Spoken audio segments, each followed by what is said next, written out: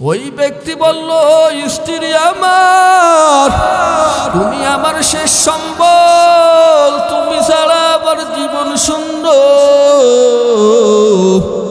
তোমাকে ছাড়া আমি কিভাবে বাঁচবো জানি না। স্ত্রী জবাব দেয়, রে আল্লাহর বান্দা, ও স্বামী আমার, যদি স্ত্রী মারা যায় পুরুষ লোকের বিবাহ করা কোনো সমস্যা নাই, আমার ইন্তেকালের পর যদি আপনি বিবাহ করেন তাতে আমার কোনো দুঃখ নাই, আমিও যদি মারা যাই হাসি খুশি মনে মারা যাব। আল্লাহর বান্দার জেদ আরো বেশি বেড়ে গেল, কিভাবে বিশ্বাস করাবো। এই জন্য লোকটা এক জায়গা যাইয়া নিজের যেই লজ্জা স্থান আছে এইটাকে কাটিয়া স্ত্রীর সামনে নিয়ে রাখলো, কয় দেখো তুমি ছাড়া আমার জীবনের সব কিছু অপূর্ণ। স্ত্রী এবার অবাক হয়ে গেল, চিন্তা করলো কি ব্যাপার, এত দূর পর্যন্ত নিজের যা কিছু আছে সব কিছু ধ্বংস করে দিল। কয়েকদিন এইভাবে অতিবাহিত হইতে লাগলো। একদিন হঠাৎ করে আস্তে আস্তে স্ত্রী আবার পূর্বের মতো সুস্থ হয়ে গেল। সুস্থ হওয়ার পর আল্লাহর বান্দা এখন বলে, স্ত্রী আমার আগের মতো আছে, সেই চেহারা, সেই লাবণ্যময় হাসি, সব কিছু আগের মতো আছে, আমিও সুস্বাস্থ্যের অধিকারী, কিন্তু আমার ভিতরে যেই জিনিসটা দরকার সেই জিনিসটা নাই। এই জন্য ওই আল্লাহর গোলাপ যেই ব্যক্তি সুখী মানুষের খোঁজে বাহির হলো, এই কথা শুনিয়া বাড়িতে চলে গেল। বাড়িতে যাওয়ার পর চিন্তা করে দুনিয়ার জমিনে সুখ শান্তি হবে না। এই জন্য খিজির আলাইহিস সালাতু ওয়াস সালামের সাথে সাক্ষাৎ হয়ে গেল। সাক্ষাৎ হওয়ার পর খিজির আলাইহিস সালাতু ওয়াস সালামকে বললেন, হুজুর আপনি আমার জন্য দোয়া করেন, দুনিয়ার জমিনে কেউ সুখ শান্তি পাবে না, আপনি আখিরাতের জন্য দোয়া করেন, আল্লাহ যেন আমার আখিরাতকে ঠিক করিয়ে দেয়। বলেন সুবহানাল্লাহ। मैं दूर हो मजबूर हो ऐ सैयद आदू, मैं दूर हो मजबूर हो ऐ सैयद आदू, दीदार दिखा दे नहीं आवाज सुना दो, दीदार दिखा दे नहीं आवाज सुना दो, मैं सूरत यूसुफ को नहीं चाहने वाला, मैं कैसे की मानिंद नहीं आशिक लैला, मैं कैसे की मानिंद नहीं आशिक लैला, ला इलाहा इल्लल्लाह इल्लल्लाह बनो ला इलाहा इल्लल्लाह, ला इलाहा इल्लल्लाह, ला इलाहा इल्लल्लाह मुहम्मदुर রাসূলুল্লাহ।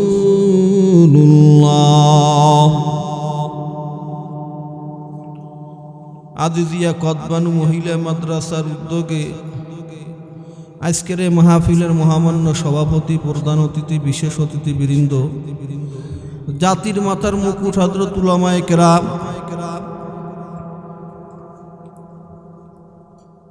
কলিজার টুকরা যুবক, স্নেহের ছোট ভাই, দূর দূরান্ত স্থান থেকে আগত জাকিরিন আশিকিন মুরব্বিয়ান এজাম, পর্দার অন্তরালে আমার মা ও বোনেরা, আল্লাহ পাক রব্বুল আলামিনের দরবারে লাখো কোটি শুকর যে আল্লাহ তাআলা রব্বুল আলামিন আমাকে এবং আপনাকে এই রকম একটা মুহূর্তে আল্লাহ এবং তার রসুলের কিছু কথা বলার এবং শোনার জন্য এখানে বসার তৌফিক দান করেছেন। এই জন্য আমরা আল্লাহর কাছে শুকর আদায় করি, আলহামদুলিল্লাহ।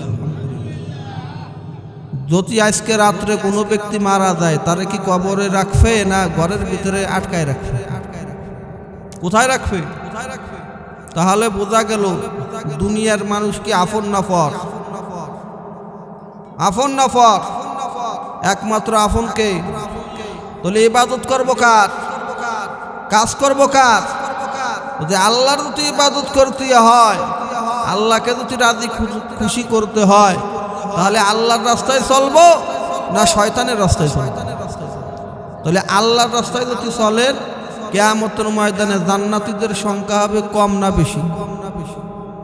তাহলে দুনিয়া তো নেককারদের সংখ্যা কম হবে না বেশি হবে? বাটফারের সংখ্যা বেশি। যাই হোক, আমি পবিত্র কালামুল্লাহ শরীফ থেকে একটি আয়াত তেলাওয়াত করেছি। রাসূলুল্লাহ সাল্লাল্লাহু আলাইহি ওয়াসাল্লামের অগণিত হাদিসের মধ্য থেকে একটা হাদিস আপনাদের সামনে পেশ করেছি। আল্লাহ তাআলা যদি তৌফিক দেয় এরপরে আলোচনা করব। আল্লাহ বলেন, ওয়ালানাবলুওয়ান্নাকুম বিশাইইম মিনাল খাউফি ওয়াল জু'i ওয়া নাকসিম মিনাল আমওয়ালি ওয়াল আনফুসি ওয়াস সামারাত ওয়া বাশশিরিস সাবিরিন।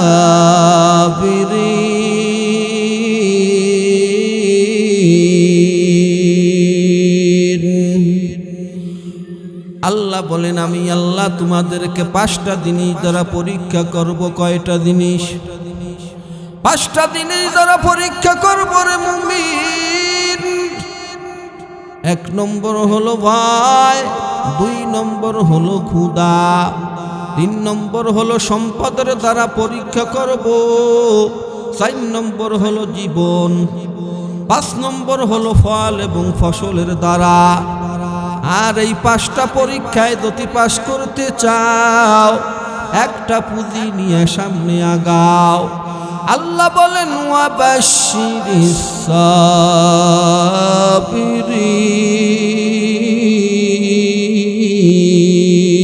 সাবিরিন। আল্লাহ বলেন, ধৈর্য ধারণকারীদেরকে সুসংবাদ জানাইয়া দাও। এরে নবীর উম্মতের দারুন। নবী বলেন, ইন্নামাল আমালু বিন্নিয়াত। বান্দাতেই কাজকর্ম করো, সমস্ত কাজকর্ম নিয়তের উপর নির্ভরশীল। নিয়ত তুমি যেই রকমের করবা, বিনিময় আল্লাহর পক্ষ থেকে ওই রকমের পুরস্কার তুমি পাইবা। এরে নবীর উম্মতের দার, আল্লাহর এক গোলাম একজন মহিলাকে পছন্দ করেছে, অনেক ভালোবেসেছে।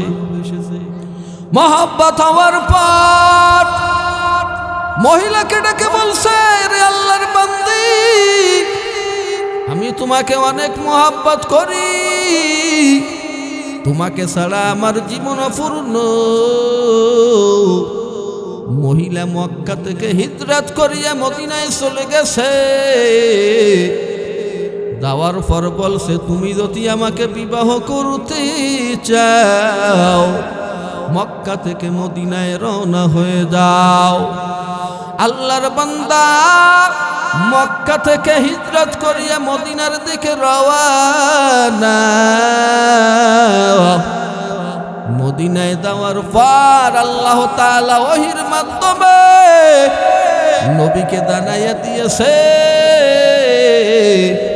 ও নবী, এই ব্যক্তি আল্লাহ এবং তার রাসূলের জন্য মক্কা থেকে মদিনায় হিজরত করিবে, আমি আল্লাহ ওই সমস্ত ব্যক্তিদের যাবতীয় গুনাহগুলো মাফ করে দেব। বলেন সুবহানাল্লাহ। আর যেই ব্যক্তি আল্লাহ এবং তার রাসূলের জন্য হিজরত করবে না, কোন মহিলাকে বিবাহ করার জন্য হিজরত করিবে, আমি আল্লাহ ওই সমস্ত ব্যক্তির কোনো দায়িত্ব গ্রহণ করব না। हर गरीद नेके तू तैयार है, गुना मांगे उससे तू बेहतर है। এরে নবীর উম্মতের দল, দুনিয়ার জমিনে আল্লাহ তাআলা মানুষ পাঠাইছে। দুনিয়ার জমিনে পাঠানোর উদ্দেশ্য হলো বান্দাকে একমাত্র ইবাদত করবা। আল্লাহ তাআলা মানুষ দিনকে পাঠানোর উদ্দেশ্য হলো তার একমাত্র ইবাদত। এরে আল্লাহর বান্দা দুনিয়ার জমিনে চিরস্থায়ী শান্তিকে উপভোগ করতে পারবে না রে মুমিন। আল্লাহর এক গোলাম 40 বছর পর্যন্ত আল্লাহর ইবাদত বন্দেগী করে, তার একটা আঙ্গুরের বাগান ছিল। কিসের বাগান? আঙ্গুরের বাগান থাকার পর একদিন আগুন এসে আগুনের ওই বাগানটাকে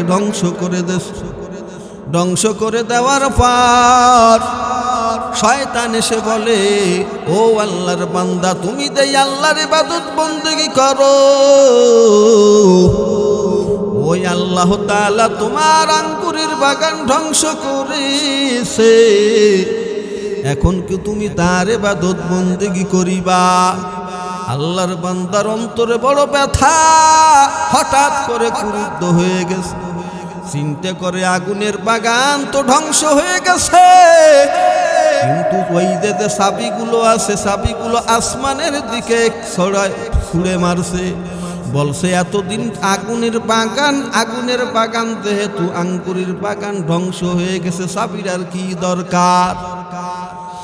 আসমানের দিকে যেই চাবি ছুঁড়ে মারছে, ওই চাবি কিছুক্ষণ পর সাপের আকৃতি ধারণ করিয়া ওই ব্যক্তির গলা ফেঁসায় ধরছে। এইভাবে 40 দিন পর্যন্ত জীবিত। 40 দিন পর ওই ব্যক্তি মারা গেছে। মারা যাওয়ার পর দুনিয়ার জমিনে অশান্তি, আর পরকালেও তো এর চাইতে বড় আযাব তার জন্য ভোগ করবে। এই জন্য যে অবস্থায় আল্লাহ তাআলা আমাকে আপনাকে রাখবে, সর্ব অবস্থায় আল্লাহর শুকর আদায় করে রাখবে, ঠিক কিনা? এরে আল্লাহর বান্দা, দুনিয়ার জমিনে যাই কিছু করো, আল্লাহর বিরুদ্ধে আচরণ করিও না। কারণ আল্লাহ তাআলা দুনিয়ার জমিনে মানুষকে পাঠাইছে, যদি কখনো কোনো মানুষকে পরীক্ষা করে, পরীক্ষাকে যেই ব্যক্তি পরীক্ষার ভিতরে পাশ করবে, পরীক্ষার মধ্যে ধৈর্য ধারণ করবে, বিনিময়ে আল্লাহ তাআলা ওই ব্যক্তির সম্মান আরো বাড়াইয়া দেবে। বালা মুসিবত হলো আল্লাহর পক্ষ থেকে পরীক্ষা। এরে আল্লাহর বান্দা, আল্লাহর গোলাম খিদির আলাইহিস সালাতু ওয়াস সালামের সাথে সাক্ষাতের আকাঙ্ক্ষা করত। মনে মনে চিন্তা করত, খিদিরের সাথে যদি একটু দেখা পাইতাম। একদিন হযরত খিদির আলাইহিস সালাতু ওয়াস সালাম ওই ব্যক্তির সামনে হাজির হয়ে বলল, এরে আল্লাহর বান্দা, তুমি আমার কেন দেখা সাক্ষাতের আকাঙ্ক্ষা করো? লোকটা বলল, হুজুর, আমি গরীব, আপনি আমার জন্য দোয়া করেন। কি দোয়া? দুনিয়ার জমিনে সকল প্রকার দুঃখ থেকে যেন আল্লাহ তাআলা আমাকে হেফাজত করে, আর নির্বিঘ্নে নির্দ্বিধায় যেন আমি জীবন যাপন করতে পারি। খিদির আলাইহিস সালাতু ওয়াস সালাম বললেন, এইভাবে দোয়া না, তোমার দোয়া যদি করতে হয় তাহলে তুমি কিভাবে দোয়া করবা? তুমি এমন একটা সুখী মানুষ দেখো,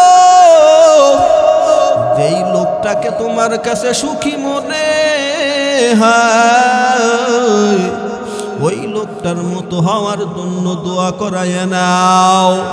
আল্লাহর বান্দা সুখী মানুষ তালাশ করার জন্য বাহির হয়ে গেল। তালাশ করতে করতে দেখে এমন একজন জুয়েলারি দোকানদার, স্বর্ণের দোকানদার, যেমন স্বাস্থ্যের অধিকারী তেমন তার চেহারা। আরাম আয়েশের এমন কোনো জায়গার অভাব নাই, টাকা পয়সার কোনো অভাব নাই। আল্লাহর বান্দা চিন্তা করে এই লোকটার সুখ শান্তির জন্য যা কিছু দরকার সব কিছু আল্লাহ তাআলা দান করেছে।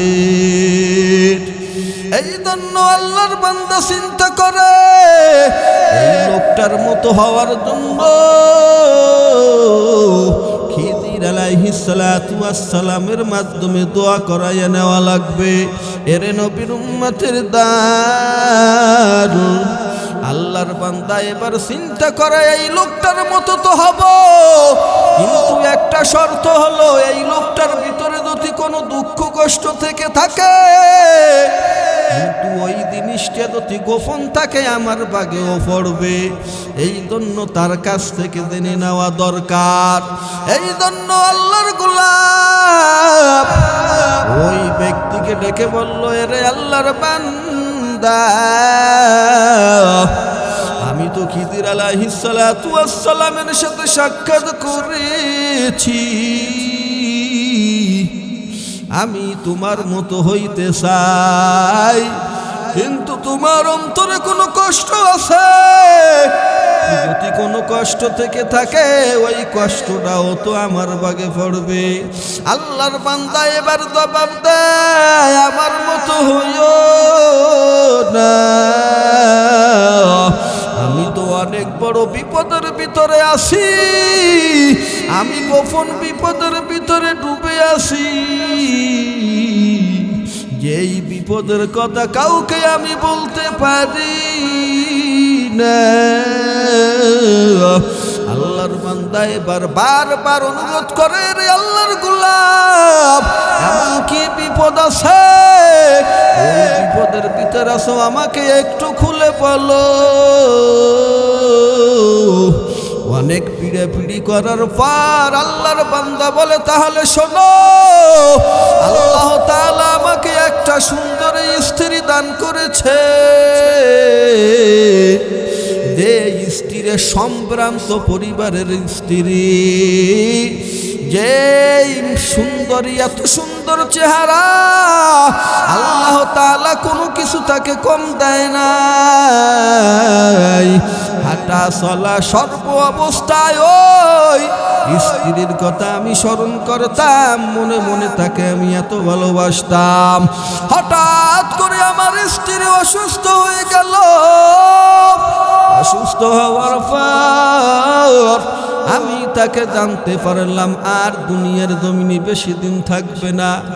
এই জন্য আমি আমার স্ত্রীর শিয়রে বসিয়া কান্নাকাটি করতাম। স্ত্রী বলল, খবরদার তুমি কান্নাকাটি করিও না, আমার ইন্তেকালের পর পুনরায় একজন বিবাহ করে নিও, তাতে কোনো সমস্যা নাই। কিন্তু আমার অন্তর এই কথা শুনিয়া আমি আরো কষ্ট পাইলাম।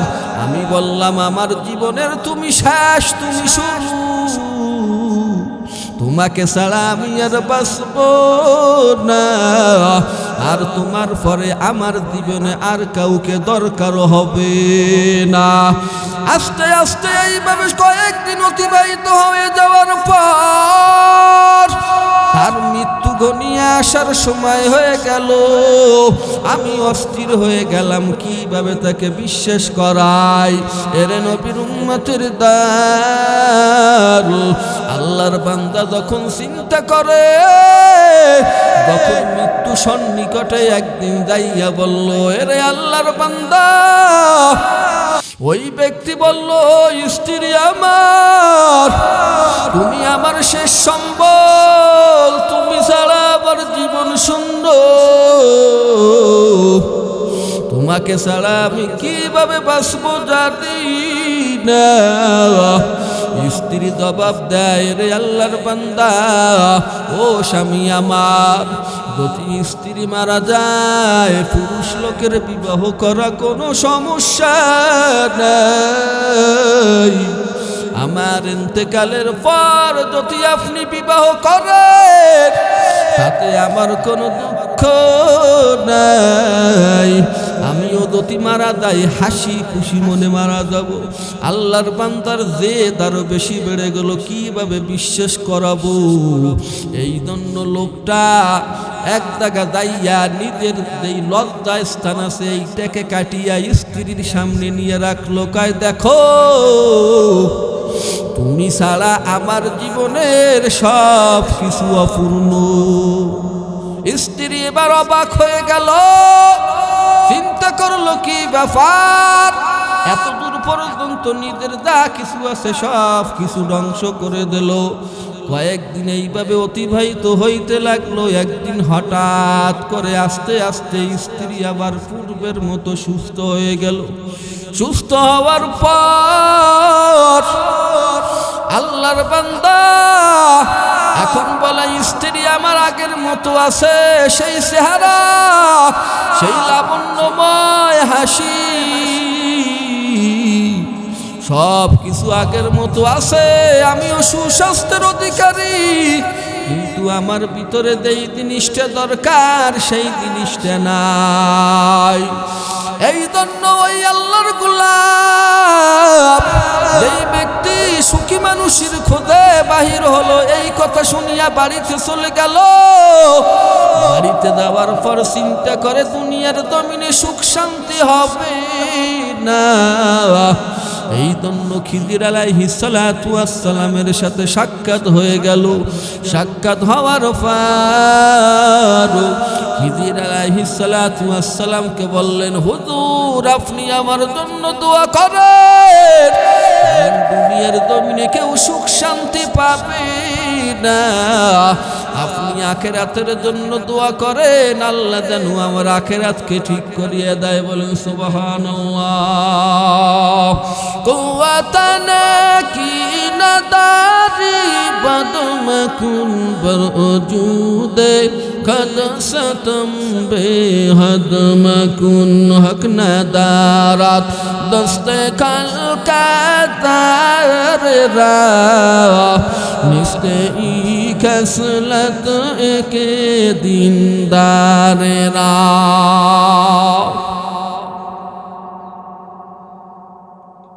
এরে নবীর উম্মতের দল, আল্লাহর নবী বলেন, قال الله تعالى আদাতু লিবাদিয়াস সালিহিন মা লা আইনুন রাওয়াত ওয়ালা উযুনু সামিয়াত ওয়ালা খাতারা কলবি বাশার। আল্লাহ তাআলা হাদিসে কুদসিতে বলেন, আমি আমার নেক বান্দাদের জন্য এমন এমন নিয়ামত তৈরি করে রাখিয়াছি, যেই নিয়ামত কোনো কান শোনে নাই, কোনো চোখ দেখে নাই, কোনো অন্তর কল্পনা করে নাই। এরে আল্লাহর বান্দা, আল্লাহ তাআলা জান্নাতুল আদন জান্নাত সৃষ্টি করিয়া জিবরাইল আলাইহিস সালাতু ওয়াস সালামকে ডেকে বললেন, ও জিবরাইল, আমি আমার বান্দার জন্য এত যত্ন করিয়া আদন নামক জান্নাত সৃষ্টি করেছি, তুমি কি করো জান্নাত দেখে আসো। জিবরাইল আলাইহিস সালাতু ওয়াস সালাম জান্নাত দেখার জন্য গেলেন। জান্নাতের ভিতরে যাইয়া এদিক ওদিক ঘোরাফেরা করে একটা হুর জিবরাইল আলাইহিস সালাতু ওয়াস সালামকে দেখে হেসে দিলেন। হেসে দেওয়ার কারণে রাতের আলোতে সমস্ত জান্নাত আলোকিত হয়ে গেল। বলেন আল্লাহু আকবার। এরে নবীর উম্মতের দল, জিবরাইল আলাইহিস সালাতু ওয়াস সালাম আল্লাহর নূরের তাজাল্লি ভেবে বেহুশ হয়ে পড়ে গেলেন। হুর তাকে ধরিয়া উঠাইল। জিবরাইল আলাইহিস সালাতু ওয়াস সালাম হুরকে দেখিয়া বললেন, তোমার সৃষ্টির প্রশংসনীয়, তোমার সৃষ্টিকর্তা বড় প্রশংসনীয়। এরপরে ওই হুর বলল, ও জিবরাইল, তুমি কি জানো আমাকে কার জন্য সৃষ্টি করেছে? জিবরাইল বলল, না। ওই হুর বলল, যেই ব্যক্তি আল্লাহর সন্তুষ্টির জন্য, আল্লাহকে রাজি খুশি করার জন্য নিজের কাম বাসনাকে সব কিছু জঙ্গলে দিয়েছে, আমি ওই ব্যক্তির জন্য তৈরি আছি, তার জন্য অপেক্ষায় আছি। বলেন সুবহানাল্লাহ। হর কেদারত খৌফে হক দরদিল মদাম জান্নাতুল মাওয়া দেহদুরা মাকাম জুজুবা কুসিজে মুকাত ইনসুজা ফজলে উ আমস্তদর জুমলা জাহা। এরে নবীর উম্মতের দল, নবী বলেছেন, মাল্লাম ইয়াশকুরিন নাস লাম ইয়াশকুরিল্লাহ। যেই ব্যক্তি মানুষের শুকর আদায় করতে পারে না, ওই ব্যক্তি আল্লাহর শুকর আদায় করতে পারে। আল্লাহর এক গোলাপ। আপনাদের এলাকায় প্রতিবেশী আছে না? প্রতিবেশীর সাথে তো ভালো সম্পর্ক আছে, আছে না? কারণ হলো বর্তমান জামানার প্রতিবেশী চিন্তা করে আমার চাইতে যেন ওইটি টাকা পয়সার মালিক বেশি না হয়, ঠিক কিনা? সবাই চিন্তা করে যত বড় লোক হয়ে যায় তত সমস্যা, ও মাতবার হয়ে যাবে, এলাকাটা সমস্যা করবো। আর কিভাবে নিচে রাখা যায় এই চেষ্টা করে, কি করে না?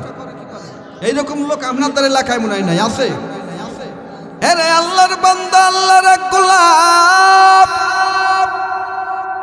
শুধু প্রতিবেশীর নিয়ে চিন্তা করে, চিন্তা করে, ও আল্লাহ, আমার প্রতিবেশীর যদি একটা হয়, আমার ডবল হিসেবে দুইটা দান করো। কয়টা? একদিন খিদির আলাইহিস সালাতু ওয়াস সালামের সাথে সাক্ষাৎ। খিদির আলাইহিস সালাতু ওয়াস সালামের কাছে যাইয়া বলল, হুজুর, আপনি কি করেন? আমার জন্য দোয়া করেন হুজুর, প্রতিবেশীর যদি একটা হয়, আমার যেন দুইটা হয়। কয়টা? খিদির আলাইহিস সালাতু ওয়াস সালাম দোয়া করলেন। দোয়া করার পর দেখা গেল প্রতিবেশীর বাড়ি একদিন একতলা বিল্ডিং উঠছে। কয়তলা? ওনার বাড়ি বিল্ডিং উঠছে দুইতলা। কয়তলা? লোকটা খুব খুশি যে খিদির আলাইহিস সালাতু ওয়াস সালামের দোয়া কবুল হয়ে গেছে, আর কোনো টেনশন নাই। প্রতিবেশীর নিয়ে যে টেনশন ছিল সব শেষ। কারণ ওর প্রতি একটা, আমার হবে কয়টা? দুইটা। আল্লাহর গোলাপ, একদিন ওই প্রতিবেশীর গাড়ি হইছে একটা, ওনার গাড়ি হইছে কয়টা? ওই তো উনি দোয়া করছে, প্রতিবেশীর একটা হলে ওনার কয়টা হবে? প্রতিবেশী 1 বিঘা জমি কিনছে, ওনার জমি হইছে 2 বিঘা। একদিন প্রতিবেশীর একটা চোখ নষ্ট হয়ে গেছে, অন্ধ হয়ে গেছে। আল্লাহর গোলাম চাইছে কয়টা? প্রতিবেশীর যদি একটা হয়, ওনার হবে কয়টা? ওনার 2 চোখ অন্ধ হয়ে গেছে। ওনাকে 2 চোখ অন্ধ। এই 2 চোখ অন্ধ হওয়ার পর এখন উনি একটা মহাফেসাদে পড়ছে। একই কারণ কি? চিন্তা করছে প্রতিবেশী যেন ওনার উপরে উঠতে না পড়ে, এই রকমের হিংসা অহংকার অন্তর বেশি ভালো না। এর নবী করতে পারে না। আর দুনিয়ার জমিনে সর্বশ্রেষ্ঠ মানুষ হলো পিতা মাতা, ঠিক কিনা? পিতা মাতার মতো সম্মানীয় মানুষ নাই। এর নবীর উম্মত, মানুষের সৃষ্টি মানুষকে আল্লাহ তাআলা পাঠাইছেন একমাত্র পিতা মাতার মাধ্যমে, ঠিক কিনা? না অন্য কোনো মাধ্যম? এরে আল্লাহর বান্দা, যেই ব্যক্তি পিতা মাতাকে সন্তুষ্ট করবে আল্লাহ তাআলা তার দোয়াকে কবুল করবে, শান্তি দান করবে, দুনিয়াতে উন্নতি লাভ করবে, আখিরাতের বিনিময়ে তার জন্য হলো জান্নাত। আল্লাহর এক গোলাম মা বাবার খেদমত করলে আল্লাহ তার সম্মান বাড়ায় দেয় রে মুমিন। এরে নবীর উম্মত, আল্লাহর এক গোলাম আল্লাহ তাআলা তাকে 4টি সন্তান দান করেছে। কয়টা সন্তান? 4টি সন্তান দান করার পর আল্লাহর বান্দা একদিন অসুস্থ হয়ে পড়ে গেছে। অসুস্থ হওয়ার পর আল্লাহর বান্দার ওই 4 সন্তানের মধ্য থেকে এক সন্তান অন্য অন্য সন্তানদেরকে ডেকে বলছে, রে আল্লাহর বান্দা, তোমরা যদি পিতার সেবা যত্ন করো বিনিময়ে কিন্তু কোনো টাকা পয়সা পাইবা না, আর আমি যদি এই পিতার খেদমত করি, সেবা যত্ন করি, বিনিময় কোনো কিছুই আমিও পাবো না। কিন্তু ওই সন্তানটা বড় চালাক, সবাই মিলিয়ে কয়, তাহলে তুমি বাবার খেদমত শুরু করে দাও। আল্লাহর বান্দা আল্লাহর সন্তুষ্টি অর্জন করার জন্য পিতার খেদমত শুরু করে দিয়েছে। শুরু করার পর আল্লাহর বান্দা রাত্রের বেলায় ঘুমায়, ঘুমানোর পরে কে যেন গায়েব থেকে আওয়াজ দেয়, আরে আল্লাহর বান্দা অমুক জায়গায় আসো, 100 স্বর্ণ মুদ্র নাও। কয়টা? 100 স্বর্ণ মুদ্র নিয়ে নাও, কিন্তু এই টাকার ভিতরে কোনো বরকত নাই। আল্লাহর বান্দা ঘুম থেকে ওঠার পর স্ত্রীকে ডেকে বলল, ও স্ত্রী আমার, স্বপ্নের মাধ্যমে কে যেন আওয়াজ দেয়, অমুক জায়গায় আসো, 100 স্বর্ণ মুদ্র গ্রহণ করো, কিন্তু ওই টাকার ভিতরে বরকত নাই। স্ত্রী বলে, বরকত দিয়ে দরকার নাই, তাড়াতাড়ি দাও, টাকাগুলো নিয়ে নাও, না হলে কিন্তু ঠকে দেবা। আল্লাহর বান্দা কয়, যেই টাকার ভিতরে বরকত নাই ওই টাকা আমার কোনো দরকার নাই। আল্লাহর বান্দা দ্বিতীয় দিন ঘুমায়। দ্বিতীয় দিন ঘুমানোর পর স্বপ্নের মাধ্যমে কে যেন বলে, অমুক জায়গায় আসো, 10টা স্বর্ণ মুদ্র গ্রহণ করো, কিন্তু এই টাকার ভিতরেও বরকত নাই। আল্লাহর বান্দা ঘুম থেকে উঠে স্ত্রীকে বলার পর স্ত্রী বলে, বরকতের দরকার নাই, টাকাগুলো নিয়ে নাও। আল্লাহর বান্দা বলে, এই টাকার ভিতরে আল্লাহর রহমত নাই, এই টাকার ভিতরে বরকত নাই, ওই টাকা আমার মতো লোকের লাগবে না। তৃতীয় দিন আবার স্বপ্ন দেখে, কে যেন বলে, অমুক জায়গায় যাও, 1টা স্বর্ণ মুদ্র নিয়ে নাও, কিন্তু টাকার ভিতরে বরকত আছে।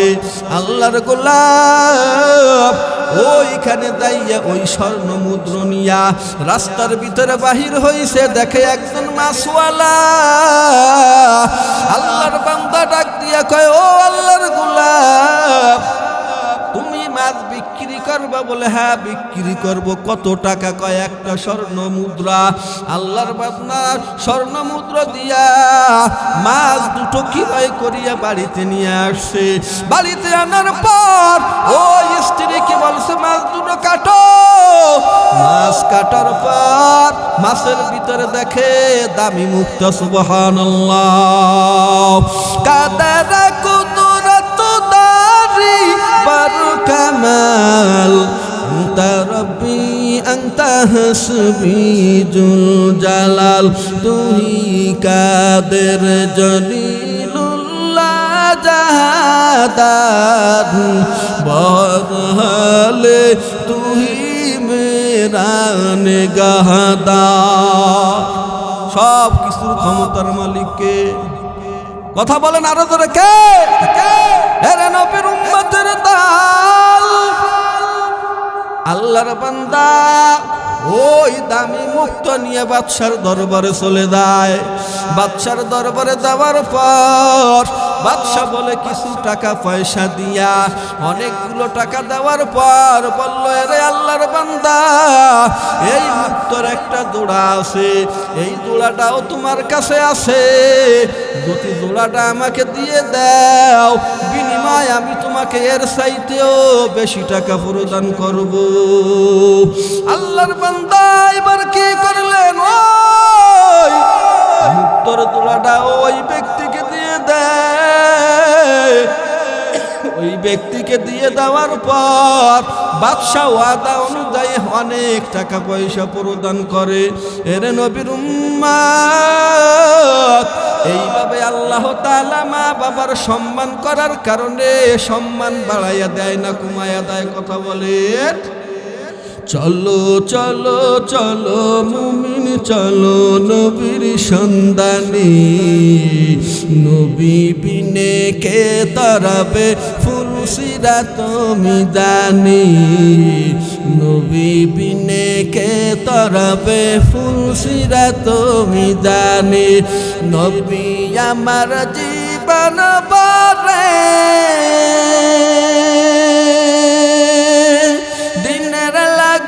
কষ্ট করে,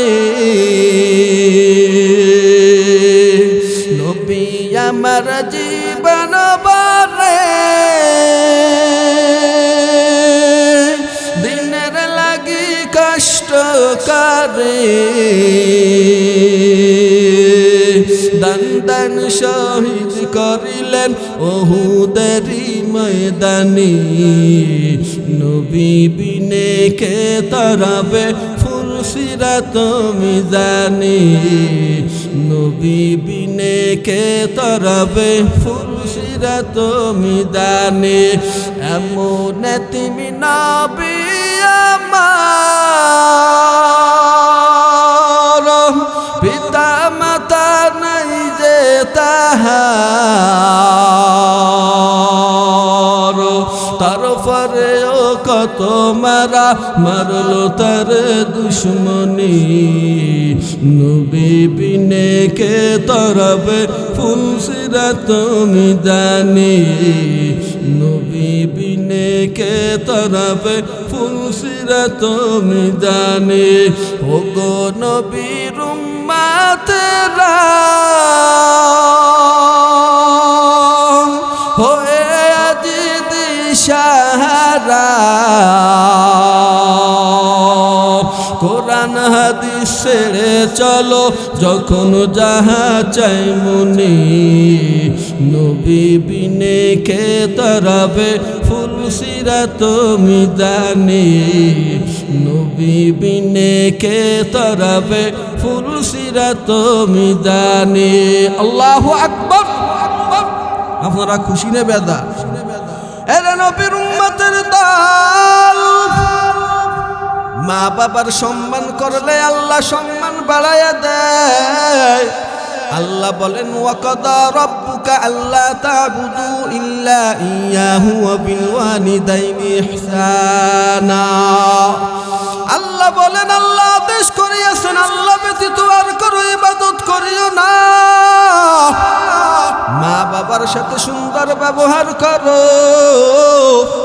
এরে আল্লাহর বান্দা, যেই ব্যক্তি মা বাবার সাথে ভালো ব্যবহার করবে আল্লাহ তাআলা তার সম্মানকে বাড়াইয়া দেবে।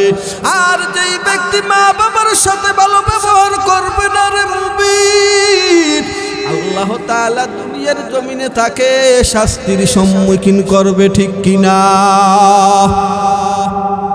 বনি ইসরাইলের ভিতরে জুরাইজ নামক এক পাদ্রী, নবী বলেছে, জুরাইজ যদি জ্ঞানী লোক হতো তাহলে মার সাথে মায়ের ডাকে সাড়া দেওয়া রবের ইবাদতের চাইতেও সর্বশ্রেষ্ঠ। মা যদি ডাক দেয় নফল ইবাদত থাকো, নফল ইবাদতের চাইতেও মায়ের খেদমত করা বেশি জরুরি, ঠিক কিনা? এরে আল্লাহর বান্দা, আজকে শীতের সময় কত মা বাবা আছে একটু ওষুধের দরকার, একটু গরমের দরকার, ছেলে সন্তান খবর নেয় না, এইরকম লোক আছে না নাই? এ যুবক, ও পর্দার অন্তরালের মা, ভালো করে শুনে নেও। জুরায়েজ নামক এক পাদ্রী ছিল, পাদ্রী নির্জনে বসিয়া আল্লাহর ইবাদতে মশগুল, আল্লাহর ইবাদত বন্দেগী করত। একদিন মা জুরায়েজের সাথে সাক্ষাৎ করার জন্য গেলেন, কিন্তু জুরায়েজ নামাজে দাঁড়াইয়া আছে। মা বাহির থেকে ডাক দেয়, এ জুরায়েজ, এ জুরায়েজ, কিন্তু নামাজে থাকার কারণে কোনো সাড়া দেয় না। মা এবার অন্তরে কষ্ট চলে আসলো, আল্লাহর কাছে বলল, মালিক, জুরায়েজকে তুমি পেশার মাধ্যমে পরীক্ষায় ফেলাইও। মায়ের দোয়া আল্লাহর দরবারে কবুল হয়ে গেল রে মুমিন। ওই শহরে একজন মহিলা বাহির হইল কাজের জন্য, কিন্তু মেষ চালকের একজন রাখাল ওই মহিলাকে ধরিয়া ওই জুরায়েজের নির্জন যেই সমস্ত ইবাদতখানা ওর অদূরে নিয়ে তার সাথে জিনা করলো। জিনা করার পর মহিলা গর্ভবতী হয়ে গেল, কিন্তু এলাকার মানুষ জিনাকে খুব খারাপ মনে করত, খারাপ কাজ মনে করত। কিন্তু ওই মহিলা ওই যে জিনা করছে এলাকায় দানাদানি হয়ে গেল। কিছুদিন পরে একটা বাচ্চা প্রসব করলো। বাচ্চা প্রসব করার পর বাদশাকে খবর দেওয়া হলো। বাদশাহ এসে বলল, এরে আল্লাহর বান্দি, তোমার এই অবস্থা কেন? বলল, ওই জুরায়েজের কারণে। বাদশাহ এবার সেনাবাহিনীকে হুকুম দিল, তাড়াতাড়ি যাও, জুরায়েজকে ধরে নিয়ে আসো। কিন্তু সেনাবাহিনী যাওয়ার পর জুরায়েজকে ডাকতে থাকলো, জুরায়েজ, কিন্তু আল্লাহর বান্দা ইবাদতে মশগুল, নামাজে থাকার কারণে সেনাবাহিনীর ডাকে সাড়া দেয় না। ওই সমস্ত লোকজন পর্নালা দিয়া ভিতরে ঢুকিয়া ইবাদতখানাকে ধ্বংস করে দেশে। ধ্বংস করার পর ওই জুরায়েজের গলায় রশি দিয়া সেখান থেকে বেঁধে ধরে নিয়ে আসছে।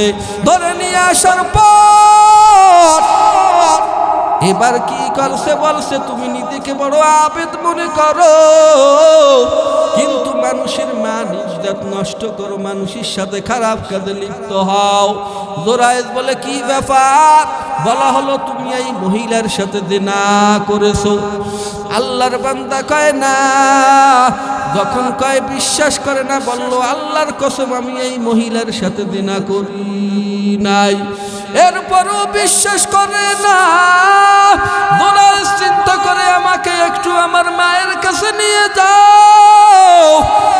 তখন তারা সকলেই মিলিয়া মায়ের কাছে নিয়ে গেল। মায়ের কাছে নেওয়ার পর বলল, এরে আম্মা জান, আপনি আমাকে বদদুয়া করেছেন, আর এই বদদুয়ার কারণে আল্লাহ তাআলা আমাকে এই রকমের মুসিবতের ভিতরে ফেলাইছে। এরে আম্মা জান, আপনি আল্লাহর কাছে দোয়া করেন, আল্লাহ তাআলা যেন আমাকে এই বালা মুসিবত থেকে হেফাজত করে। এবার মা হাত তুলে আল্লাহর কাছে দোয়া করে, ও দয়ার মালিক, আমার কারণে যদি আমার সন্তান বিপদগ্রস্ত হয়, মেহেরবানি করে আমার সন্তানকে হেফাজত করিয়া দেন। এই এইভাবে যখন দোয়া করেছে, দোয়া করার পর এবার জোরায়েস সেখান থেকে ফিরিয়া চলে আসছে। চলে আসার পর বলছে, ওই সন্তান কোথায়, ওই মহিলা কোথায়? যখন তাদেরকে ডাকছে, ডাকার পর বলছে, সত্য করে বলো তোমার সাথে জিনা কে করেছে? ওই মহিলা এবারও বলে, জোরায়েস। জোরায়েস এবার ওই শিশু সন্তানের মাথায় হাত রেখে বলছে, এ সন্তান, ওই আল্লাহ তাআলার কসম, যেই আল্লাহ তাআলা তোমাকে সৃষ্টি করেছে, ওই আল্লাহ তাআলার কসম করে বলছি, তোমাকে কে সৃষ্টি, তোমার সাথে কে, তোমার পিতাকে? সন্তানের জবান খুলে বলো। সন্তানের জবান থেকে এবার কথা বের হলো, বলল, আমার পিতা হলো মেষ চালকের রাখাল, ওই রাখাল হলো আমার বাবা। এবার কি করলো? অন্য রেওয়ায়েতে আছে, ওই মহিলাকে আনা হলো। মহিলাকে আনার পর মহিলা ছিল গর্ভবতী। বাদশা বলল, তোমার সাথে জিনা কে করেছে? বলল, জোরায়েস। কোথায় নিয়ে জিনা করছে? বলছে, ওই নির্জন ইবাদতখানা, ওই ইবাদতখানার পাশেই গাছ আছে, গাছের নিচে বসিয়া আমার সাথে জিনা করেছে। এবার কি করছে? জোরায়েস মহিলাকে সঙ্গে নিয়ে গাছের কাছে যাইয়া বলল, ও গাছ, যে আল্লাহ তাআলা তোমাকে সৃষ্টি করেছে, ওই আল্লাহ তাআলার কসম করে বলছি, সত্য করে বলো কে জিনা করেছে? গাছের সমস্ত ডালপালা সব কিছু এবার সাক্ষ্য দেয়,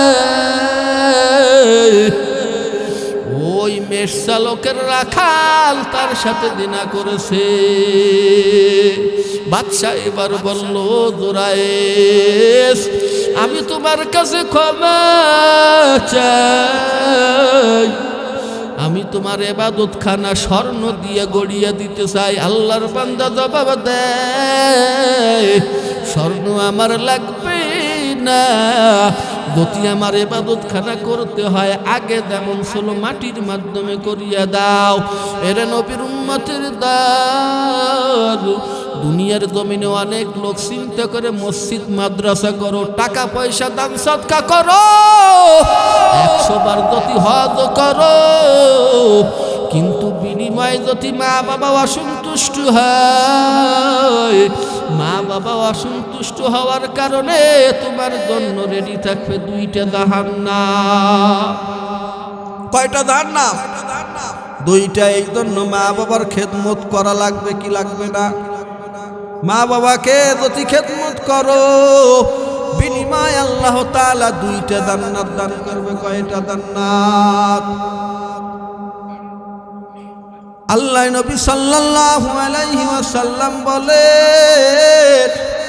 যদি কোনো সন্তান মা বাবার দিকে যদি নেক নজরে তাকায়, আল্লাহ তাআলা ওই ব্যক্তির আমলনামায় একটা কবুল হজের সওয়াব লিখিয়ে দেয়। বলেন সুবহানাল্লাহ। সাহাবায়ে কেরাম বললেন, ও আল্লাহর পয়গম্বর, যদি ওই ব্যক্তি মায়ের দিকে দৈনিক 100 বার তাকায়, নবী বলে 100টা কবুল হজের সওয়াব তার আমলনামায় দান করা হয়। ইয়া ইলাহি মুঝসে মুঝকা दूर करो, ताके देखो मुझ में तुझको एक नजर। या इलाही तू मेरा माबूद है, या इलाही तू मेरा माशूक है। আপনাদের কষ্ট আছে, এরা নবীর উম্মতের দান। এই জন্য দুনিয়ার জমিনে আল্লাহ তাআলা মানুষ পাঠাইছে, পাঠানোর উদ্দেশ্য হলো বান্দা তোমার টেনশন করা লাগবে না, চিন্তা ভাবনা করা লাগবে না।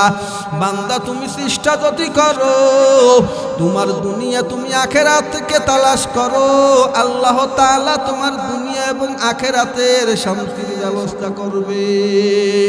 আল্লাহ বলেন ফামান তাবিআ হুদায়া ফালা খাউফুন আলাইহিম ওয়ালা হুম ইয়াহজানুন।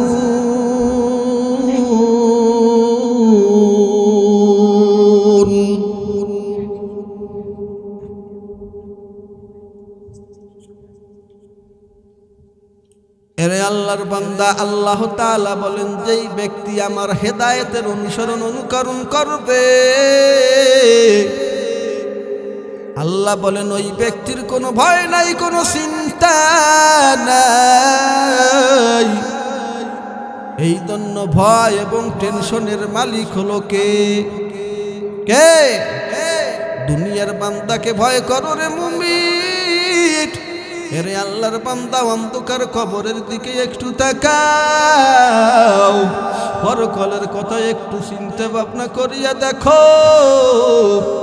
কারণ নবী বলেছেন কিয়ামতের ময়দানে আল্লাহর সামনে এক ব্যক্তিকে উপস্থিত করা হবে, যেই ব্যক্তি দোজখীদের মধ্য থেকে এমন এক ব্যক্তিকে উপস্থিত করা হবে যেই ব্যক্তির জীবনটা আরাম আয়েশের ভিতরে অতিবাহিত করিয়াছে।